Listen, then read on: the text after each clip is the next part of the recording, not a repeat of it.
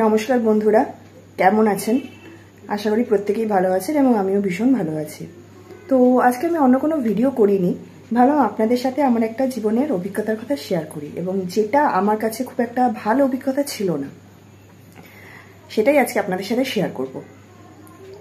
তো যেটা হয়েছিল আমার সাথে, মানে আমার একটা মিসক্যারেজ হয়েছিল, সেটাই আপনাদেরকে আজকে বলবো।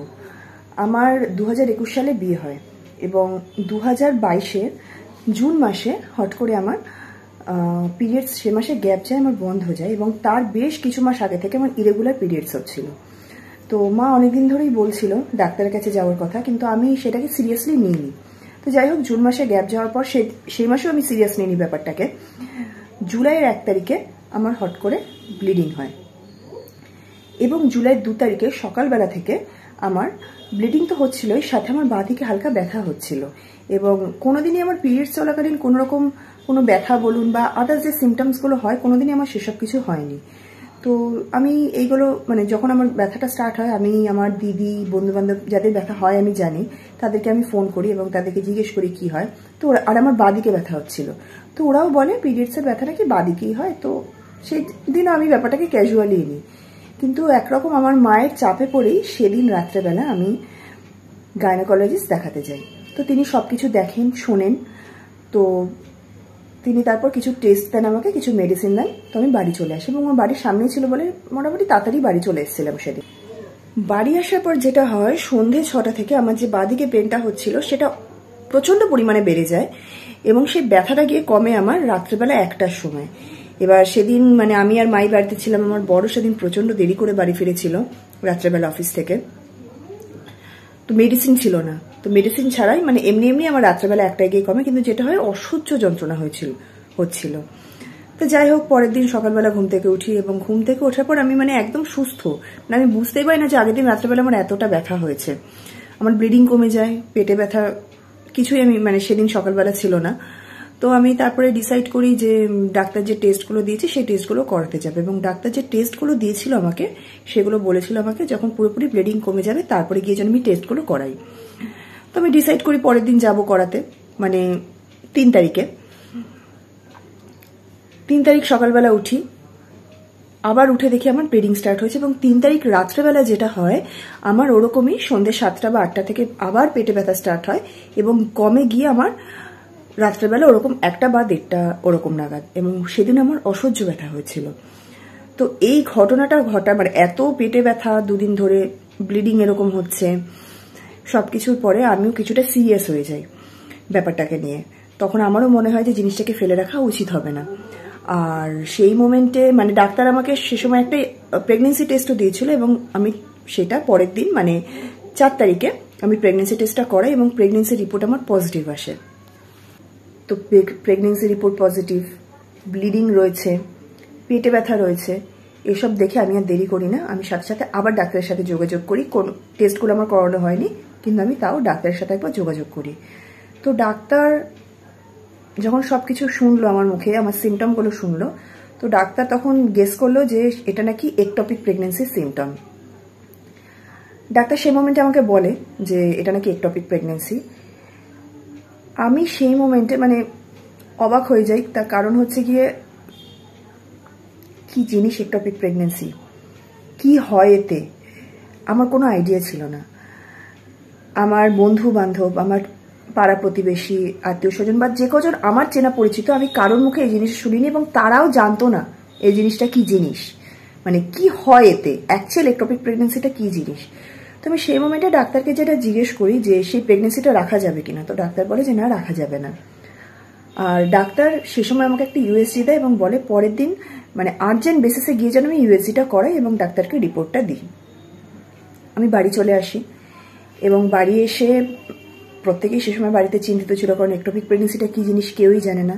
তো সেই মোমেন্টে আমি যেটা করি, রাত্রেবেলা আমি বাড়ি এসে নেট ঘেটে আমি পুরোটা একটপিক প্রেগনেন্সির ব্যাপারে জানতে পারি কি জিনিস এটা। তো নেট ঘেটে যেটা জানতে পারি বা যেটা অ্যাকচুয়াল, সেটাই আজকে আপনাদের সাথে শেয়ার করব। মানে একটপিক প্রেগনেন্সিটা হচ্ছে আমাদের নর্মাল প্রেগনেন্সি যেটা থাকে, মানে বেবি ইউট্রাসে থাকে, প্রেগনেন্সিটা বাড়ার জন্য একটা স্পেস দরকার হয়, সেটা হচ্ছে ইউট্রাস, সেই ইউট্রাসে প্রেগনেন্সিটা থাকে।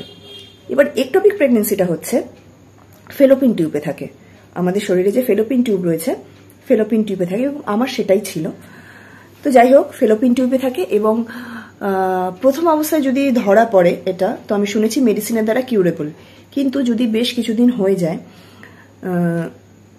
বেশ মানে 2 মাস 3 মাস এরকম যদি মানে তারপরে গিয়ে যদি ধরা পড়ে সেটা, তো তখন নাকি অপারেশন করাতে হয়, এবং অপারেশন করিয়ে ফেলোপিন টিউব বাদ যায়। মানে ধরুন ফেলোপিন টিউব মানে কি, মানে একটা ছোট টিউব, সেখানে একটা প্রেগনেন্সি তো কখনো মানে থাকতে পারে না, সেই স্পেসও নেই প্রপার। তো সেটা যখন বাড়তে থাকে সময়ের সাথে সাথে একটা টাইমের পরে গিয়ে ফেলোপিন টিউবটা ফেটে যায়, এবং ফেটে গিয়ে তখন ইন্টারনালি ব্লিডিং সবকিছু স্টার্ট হয়ে যায়। তো সেই জন্য সেটাকে বাদ দিতে হয়। তো যাই হোক, ঘটনার মানে নেট সার্চ করে সেইগুলো দেখার পর মানে সেদিন রাত্রে তো পুরো ঘুম আমার হয় না, মানে চিন্তায় চিন্তায় কাটে যে আমার সাথে কি হবে। পরের দিন সকালবেলা উঠে আমি টেস্ট করাতে যাই, এবং যখন আমি ঢুকি, যিনি আমার টেস্ট করছিলেন তিনি দেখে বুঝে যান যে আমার অ্যাকচুয়াল একটপিক প্রেগনেন্সি হয়েছে, এবং তিনি তখন আমাকে বলেন যে আমি যেন রিপোর্টের জন্য অপেক্ষা না করি। মানে জেনারেলি কি হয়, ডায়াগনস্টিক সেন্টারে একটা মিনিমাম টাইম তো ওদের লাগে রিপোর্টটা হাতে দিতে, তো সেই রিপোর্টের জন্য যেন আমি ওয়েট না করি। উনি হাতে আমাকে রিপোর্ট লিখে দেন এবং বলেন সেটা নিয়ে যেন আমি মানে ওই মোমেন্টে পারলে আমি ডাক্তারের কাছে চলে যাই। তো আমি রিপোর্টটা নিয়ে ঘরে আসি, এসে মানে প্রত্যেকে আমরা চিন্তা করি যে সে সময় কি করব, কারণ জিনিসটা আমাদের পুরো অজানা। যাই হোক, সবাই মিলে আলোচনা করে আমরা সেই মোমেন্টে ডাক্তারের কাছে যাই, এবং ডাক্তার রিপোর্টটা দেখে, রিপোর্টটা দেখে বলে যে মানে এক মোমেন্টও যেন সময় নষ্ট না করি, যেন ইমিডিয়েট সেদিনই অপারেশন করিয়ে নিই। কারণ একটপিক প্রেগনেন্সিতে মানে বডির ভেতরে একটা টিউব র্যাপচার হয়েছে, সেখান থেকে ব্লাড লস হচ্ছে, সেটা মায়ের জন্য একদম ঠিকঠাক নয়। মানে একটপিক প্রেগনেন্সিতে যিনি প্রেগনেন্ট থাকেন তার নাকি লাইফ রিস্ক প্রচণ্ড পরিমাণে থাকে, মানে যে কোনো সময় যখন খুশি যেটা যা তা হতে পারে। তো ডাক্তারও সেই জন্য ওয়েট করতে বারণ করে। তো সেদিনই রাত্রেবেলা আমার অপারেশন হয়, এবং যেটা ভয় পাচ্ছিলাম আলটিমেট সেটাই হয়, আমার লেফট ফেলোপিয়ান টিউব বাদ যায়। তো যাই হোক, সুস্থ হয়ে বাড়ি ফিরি। তারপর ডাক্তারের কাছে মানে ডাক্তারের সাথে অনেকদিন আমি এটা নিয়ে ট্রিটমেন্টে ছিলাম, এবং মানে সব থেকে দুঃখজনক যে ঘটনাটা সে সময় লাগে, মানে ডাক্তাররাও বলে এটা যে একবার যদি একটপিক প্রেগনেন্সি হয় তো সেকেন্ড ইস্যুতেও নাকি একটপিক হওয়ার প্রচণ্ড হাই পরিমাণে চান্স থাকে।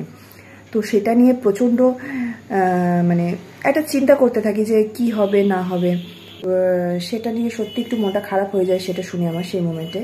তো যাই হোক, ডাক্তারের কাছে আমি অনেক দিন মানে ট্রিটমেন্টে থাকি।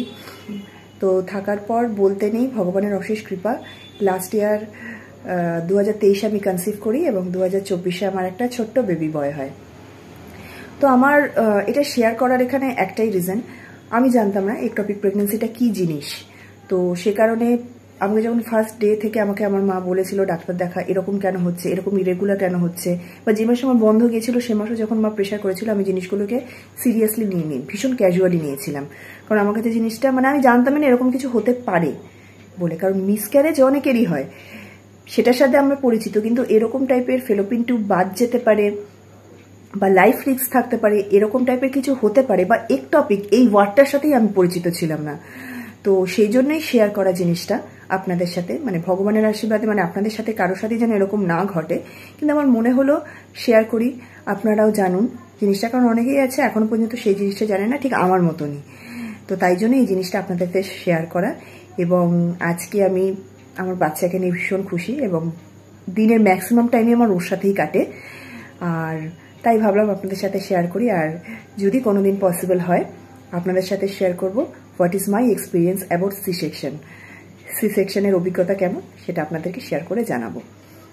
ভালো থাকবেন, দেখা হবে নেক্সট ভিডিওতে।